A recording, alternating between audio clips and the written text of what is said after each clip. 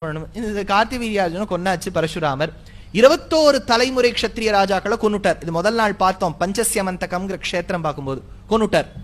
இப்போ விஞ்சிருக்கா அந்த க்ஷத்ரிய ராஜாவின் பத்னிகள், குழந்தை இல்லை, என்ன பண்றதுன்னு கேட்டபோது அந்த குலபுரோகிதர் சொன்னாராம், ஊர்ல இருக்கக்கூடிய பிராமணர்களோட உறவு வச்சுட்டு குழந்தைய பெத்துக்குங்கோ அப்படின்னு சொன்னதா பாரதத்துல எடுக்கிறார்.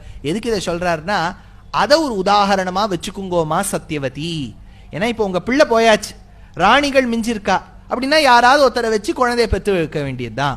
வியாசர் வந்தார், அம்மாவை பார்த்து சொன்னார், அம்மா என்னன்னார், அம்பிகா அம்பாலிகாவோட உறவு வச்சுன்னு இந்த குலத்தை விருத்தி பண்ணுன்னா. வியாசர் கருப்பா இருப்பார், சுமாரா தான் இருப்பார், ஷேவெல்லாம் பண்ணிக்க மாட்டார், தீட்சையெல்லாம் வச்சுட்டு அப்படி சுமாரா தான் இருப்பார் பார்க்கறதுக்கு. அம்பிகையை அமிச்சா, அம்பிகை போய் பார்த்தா விசித்திர வீரியனை விட்டுட்டு இவரோடியா அப்படின்னு கண்ணை மூடினுட்டா. உறவு வச்சுண்டா. வியாசர் சொன்னார், இனிமே உனக்கு ஒரு குழந்தை ஒரு நாள் பிறக்கும், பிறக்கிற குழந்தை வீரனா இருக்கும், ஆனா கண்ணு தெரியாது அதுக்கு அப்படின்னுட்டார். அடுத்த நாள் அம்பாலிகா போனா, அம்பாலிகா பார்த்து அப்படியே பயந்து ஆச்சரியப்பட்டு நின்னுட்டா. இவரோடியா அப்படியே வேர்த்து போய் அனீமிக் ஆயிட்டா, பேல் ஆயிட்டா. அதனால அவர் சொன்னார், உனக்கும் ஒரு பிள்ளை பிறப்பான், ரொம்ப நல்லவன், ரொம்ப வீரன், ஆனா கொஞ்சம் வெளுப்பா இருப்பான், பாண்டுன்னு பேர் அவனுக்கு வெய் சொல்லி அனுப்பிச்சுட்டார்.